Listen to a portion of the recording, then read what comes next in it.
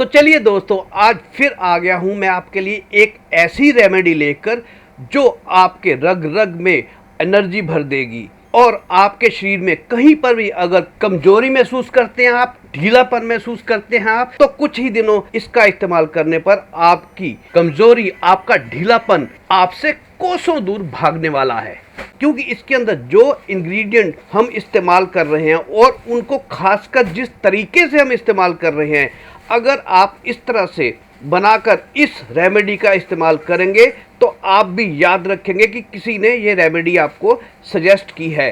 तो चलिए देख लेते हैं कि इस रेमेडी को बनाने के लिए हमें क्या क्या चाहिए और इसको कैसे बनाना है। बिल्कुल ध्यान से देखिएगा पूरी वीडियो, नहीं तो आप स्किप कर देंगे तो आपको वह फ़ायदा इस नुस्खे का, इस रेमेडी का नहीं मिल पाएगा जिस तरह से ये नुस्खा आपको फ़ायदा पहुंचा सकता है। फिर चाहे आप किसी भी एज के क्यों ना हो, आपको 18 साल वाली एनर्जी जो है ये रेमेडी अवश्य प्रदान करेगा। तो चलिए शुरू करते हैं। सबसे पहले हमें आवश्यकता होगी इसके लिए एक लेमन, एक नींबू की।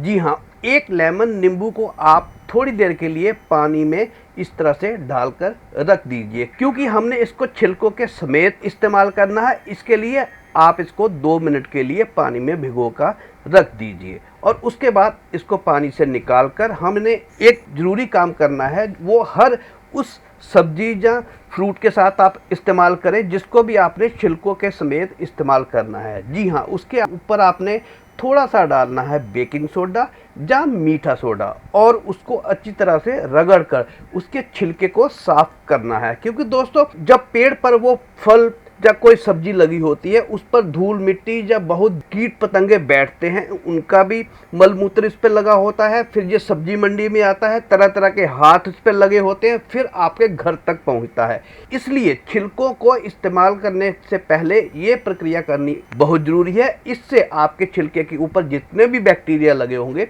वो सारे साफ हो जाएंगे। तो हमने अपने नींबू के ऊपर ये बेकिंग सोडा रगड़ दिया है। अब इसको हम फिर पानी में डाल देते हैं ताकि बेकिंग सोडा हमारा अच्छी तरह से उतर जाए। ये हमारा धुल चुका है। अब इसको किसी भी टिश्यू पेपर की मदद से अच्छी तरह हम रगड़ कर साफ़ कर लेंगे। आपको इसकी अलग ही रंगत दिखाई देगी। ये देखिए कितना साफ़ और कितना फ्रेश दिखने लग गया है हमारा ये नींबू।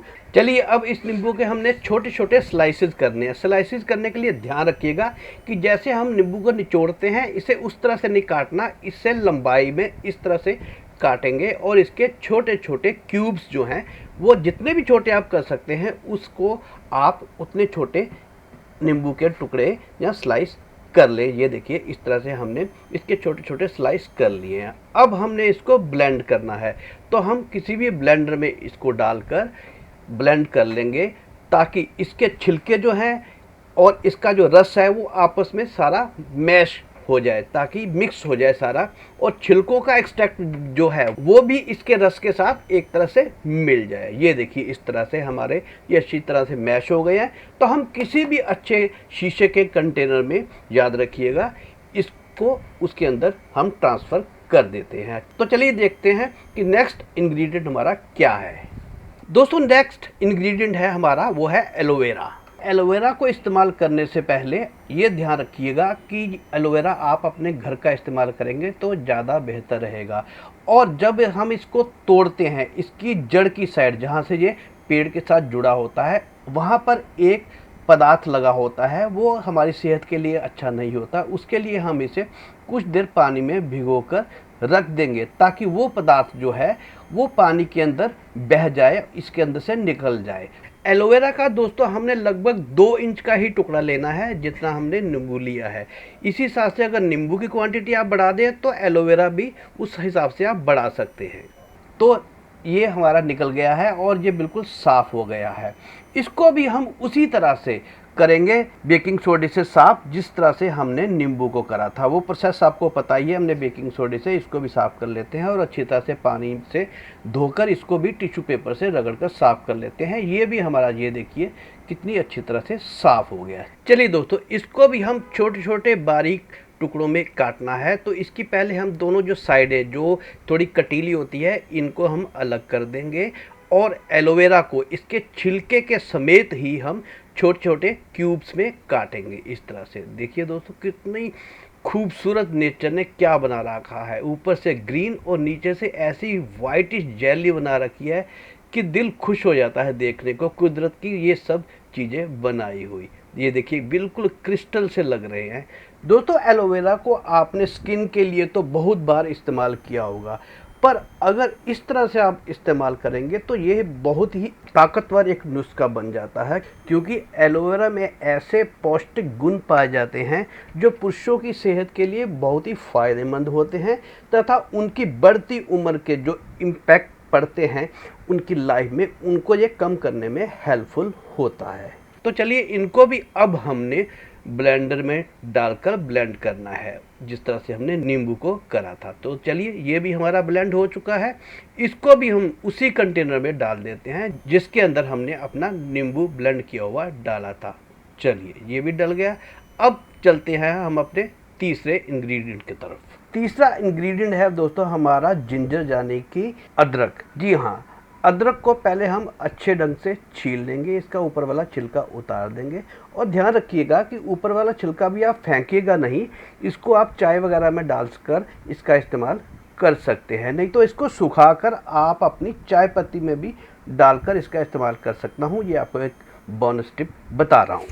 चलिए दोस्तों ये हमारा अदरक तो छिल गया, अब हमने इसको ग्रेट करना है। तो चलिए एक ग्रेटर लेते हैं और ग्रेटर की मदद से हम अपने अदरक को ग्रेट कर लेते हैं। अदरक के गुण मैं बहुत बार आपको पहले भी बता चुका हूँ, पुरुषों के लिए बहुत ही आवश्यक है।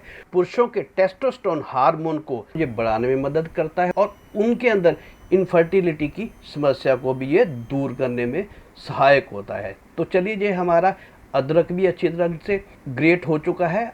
अब हम इसको भी अपने उसी कंटेनर में डाल देते हैं जिसमें हमने अपनी दोनों चीज़ें डाली हुई थी और इसको अच्छी तरह से मिक्स कर देते हैं दोस्तों। अब दोस्तों चौथा इंग्रेडिएंट है हमारा, वो है हनी। तो हम इसमें 2 से 3 चम्मच जो है वो शहद डालेंगे। जो लोग डायबिटिक हैं वो शहद के बिना ही इसका इस्तेमाल कर सकते हैं। तो ये हम 2 चम्मच डाल देते हैं और इसको अच्छी तरह से मिक्स कर देते हैं। तो दोस्तों ये हमारा जो है लगभग 4 दिन के लिए नुस्खा तैयार हो चुका है। अगर आप ज़्यादा क्वांटिटी में बनाना चाहें तो तब भी बनाकर आप इसे फ्रिज में रख के स्टोर कर सकते हैं। हफ्ते 10 दिन से ज़्यादा मत बनाइएगा, नहीं तो ये ख़राब होना शुरू हो जाता है। चलिए अब जान लेते हैं इसका इस्तेमाल कैसे करना है। इसका 1 या 1.5 चम्मच, अपना चम्मच का साइज देख लीजिएगा, आपने 1 गिलास में डालना है और उसके अंदर लगभग 150 ml पानी, जो भी आपको अच्छा लगे, गुनगुना या ठंडा, आपके स्वाद पर डिपेंड करता है। तो इसको आप सुबह भी उठकर पीना है और रात को सोने से आधा पौना घंटा पहले पीना है। तो आपको पुरुषों में होने वाली सभी समस्याओं से छुटकारा मिल जाएगा, फिर वो चाहे बढ़ती उम्र के कारण हो या किसी भी गलत आदत के कारण वह समस्या पैदा हुई हो। और अगर आपको इस नुस्खे का फ़ायदा, इस रेमेडी का फ़ायदा मिले तो आप आकर चैनल को सब्सक्राइब भी कर सकते हैं तथा और लोगों तक भी ये वीडियो शेयर कर सकते हैं ताकि वह लोग भी इसका फ़ायदा उठा सके। तो धन्यवाद दोस्तों, जल्दी ही मिलता हूँ आपको एक और ऐसी ही रेमेडी नुस्खे के साथ। तब तक के लिए नमस्कार, धन्यवाद।